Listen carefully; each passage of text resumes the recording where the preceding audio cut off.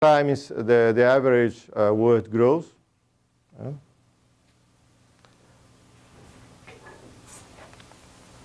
Here, this was taken by the report of the Ministry of Science and Technology. This data,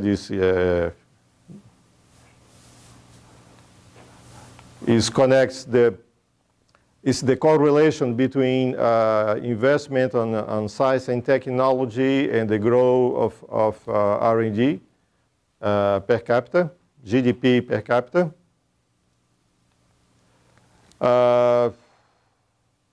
Then countries which develop the economy have a strong part of activity in research, development, and innovation, and self-financed business, and those financed by government. I would say that the private sector, plays an important role in production of R&D, which doesn't happen. Now we are going to see some problem. Here is the investment in R&D relative to GDP for selected country. I think, here is Brazil. 1.02% of GDP. It has been improved, and the target for 2040 will be getting to 2%.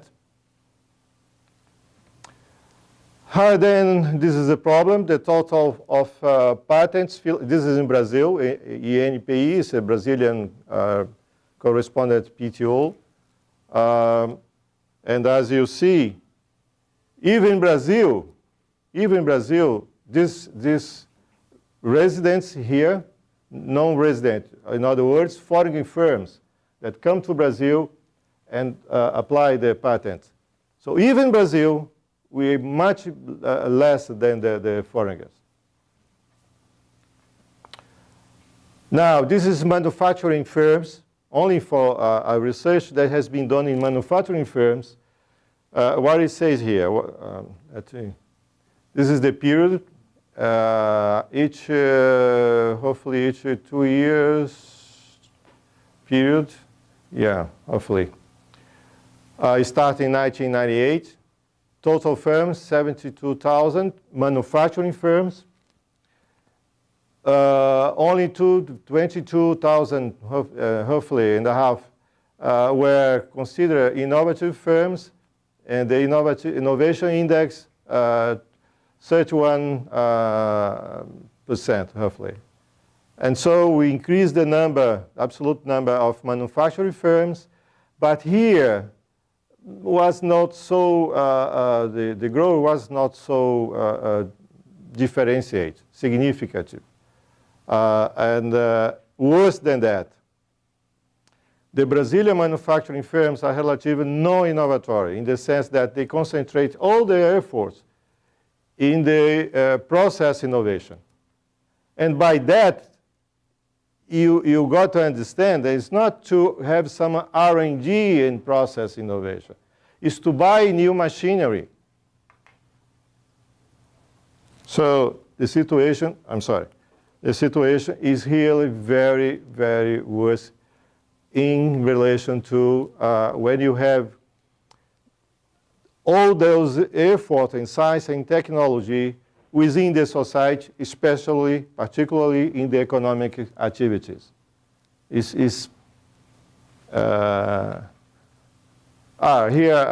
I'm sorry, it's in Portuguese, but I thought it's very important just to give you an idea to understand the previous data. What you have here is this is the firms, universities, and research institute, mainly government, federal government institute. There are some state institute, like in Sampaio, Minas Gerais, and the state of Paraná, basically. And in here, what you have is the number of scientists and engineers working in one of these, let's call sector. So less is hopefully I would say, 10% of the totality in 1996 are doing some work in manufacturing in the industry. Industry as a whole, not only manufacturing. Now compare with South Korea, the data 1997, United States in 1994.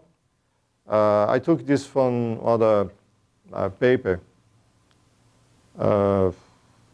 As this is a data, I didn't bother to. What's happened here is almost 50% of the total number of scientists and engineers working in the industry. United States is close to 80%. Here you can understand why we have this. Now pay attention, please. It's not only because those guys are not working in the industry. It's because the executive, the industry executives, the people who run the industry, doesn't see it as important, period. When you talk industry, you say, oh, industry doesn't take any decision, for Christ's sake. I mean, it's people who run the damn industry take decision. And those guys don't see, don't understand, or don't want to bother with R&D. Or, okay, let's be more friendly. They don't want to take the risks that are inherent in R&D activities. If you follow, and if you believe that R&D in a country is doing only by due to the enterprise, private enterprise, and yes, they assume the risks, and yes, they believe in free market. I stopped to believe in Santa Claus a long time ago. So I will make my case. Now, and here you see the practical results of this disconnections between scientific and technological policy, actually mostly scientific policies, because what we saw, what I showed to you, was that yes, we improved the scientific production, yes, we have more scientists, more PhD, more mass, etc., but no, this has no counterpart in the economy as a whole. So let's see here, Brazil. Industrial products, yes, so it's okay. I mean, when you compare, let's be more honest in the sense that I'm not being fair with the Brazil efforts towards develop. No, this is not fair, what I have been said. Why? Because when you compare the Brazilian export data until the 8th, the majority of the export trade balance will come from agriculture, without any industrialization, nothing. It's just production, harvest, and export. Okay? And now it's become less than 1/3. So a lot of effort, yes, has been done in relation to industrialization. It was enough? No, it was not enough. That's the point. And see here, when you go look at high and medium-high technology, this is the share. This is compared with the whole export value, industrial sector only. High technology dropped drastically. Medium high, we have something. Medium low technology, 19. Low technology is more or less the same size of high, medium, high technology. In non-industrial products also is significant. Now, when you compare with even Russia here, no, it's not okay, you're doing well, nah. There you have China, South Korea. It's amazing, South Korea, because when you look the data and compare the two countries by the beginning of the 1970s, we're ahead of them. So what on earth happened from there on? Huh? Okay, that's an overall view of science, technology, and the impacts of those policies in the economic life, Brazilian economic life. I hope I have given you, hopefully, a picture of it. Now, what's going on here? Now I have two. That's why now I have two. This is just came out. Is from The Economist. Is a report 2010.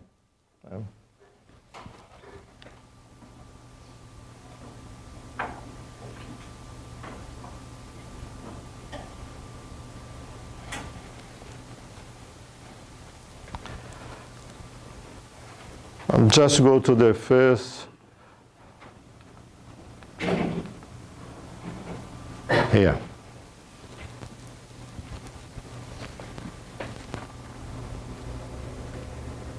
Oops. Okay. Can you read it? Like to enlarge a little bit? Might be better, huh? Okay? Oops. Oops. Okay.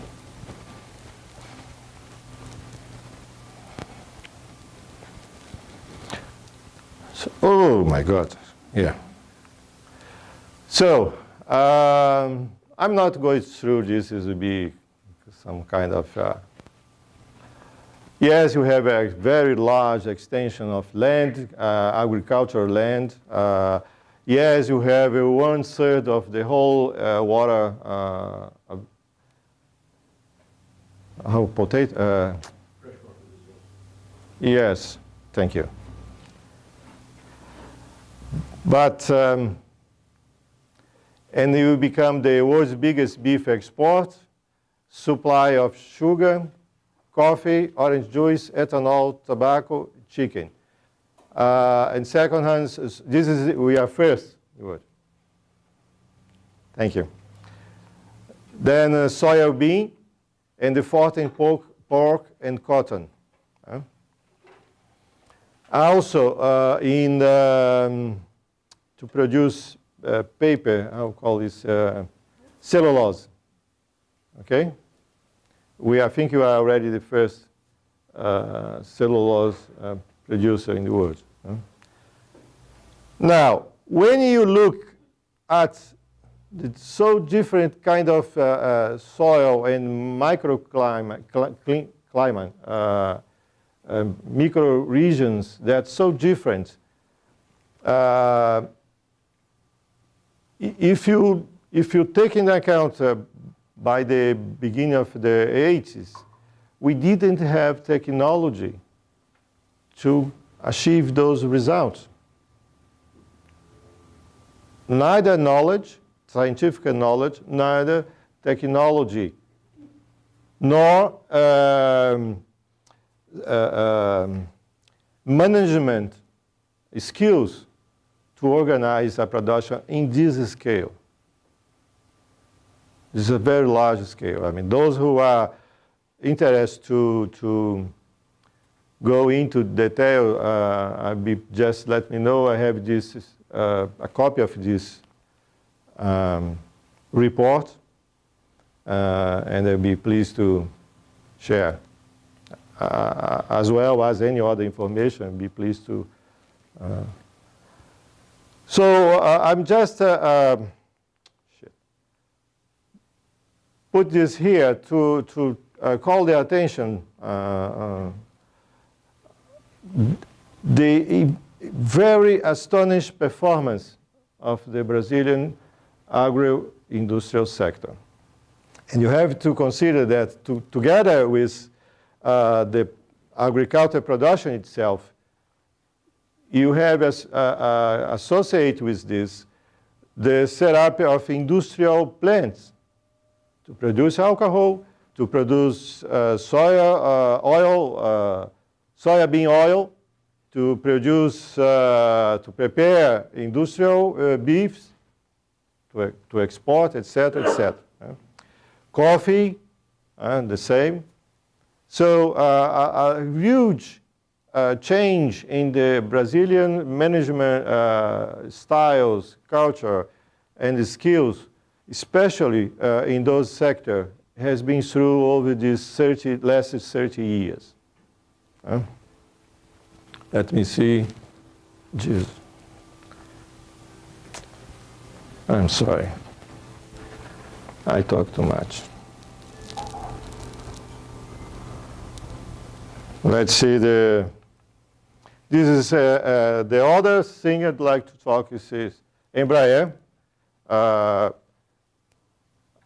It's just amazing how Embraer came to light. What was the steps took by the government in 1950 to prepare the country to have his aircraft manufacturing industry. I'm doing the following.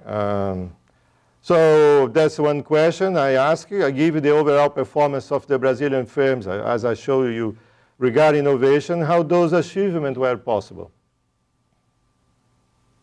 There are some things missing here.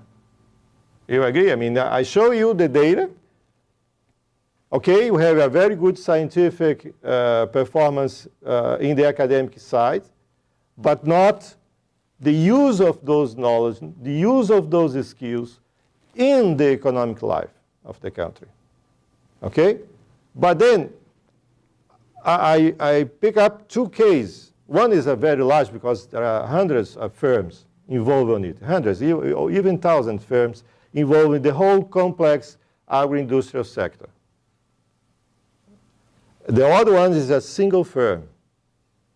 Well, actually, it's not a single, because it has spin off so many small, medium, and now even large firms in the production of aircraft. How that was possible? There wasn't kind of connection between those experiences that might explain the outstanding success. That's the case. Then I found this, I quote the name of Professor Banji Oyeirinka. I hope I said, pronounced it right, which I agree with him when he says that innovation processes are not the outcome of single policy, but a set of policies that goes, and then it's not science and technology policy. Innovation policy focus shifts towards all parts of the economy, okay. Innovation policy pay special attention to institution and organization, include competency building. This is very important. And you want, let's let, how long I can go? Well, we have the room probably till 1:30. Some folks will need to probably leave for class, but I'll try to speed it up, just to get the point. I'm sorry.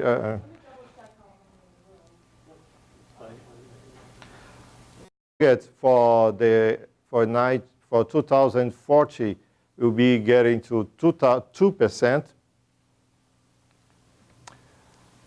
Then this is a problem. The total of patents, this is in Brazil. INPI is a Brazilian correspondent PTO. And as you see, even Brazil, this residents here, non-resident, in other words, foreign firms that come to Brazil and apply the patent. So even Brazil, we are much less than the foreigners. Now, this is manufacturing firms, only for a research that has been done in manufacturing firms. What it says here, this is the period, hopefully each 2 years period, yeah, hopefully. Starting in 1998, total firms, 72,000, manufacturing firms, only 22,000, hopefully, and a half, were considered innovative firms, and the innovation index, 31%, hopefully. And so we increased the number, absolute number of manufacturing firms, but here was not so, the growth was not so differentiated, significant. And worse than that, the Brazilian manufacturing firms are relatively non-innovatory in the sense that they concentrate all their efforts in the process innovation. And by that, you got to understand that it's not to have some R&D in process innovation. It's to buy new machinery. So the situation, I'm sorry, times the average world growth.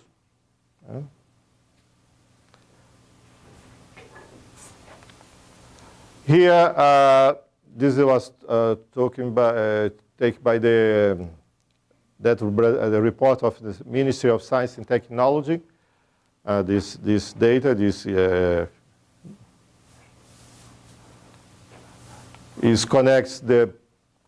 is the correlation between investment on science and technology and the growth of R&D per capita, GDP per capita.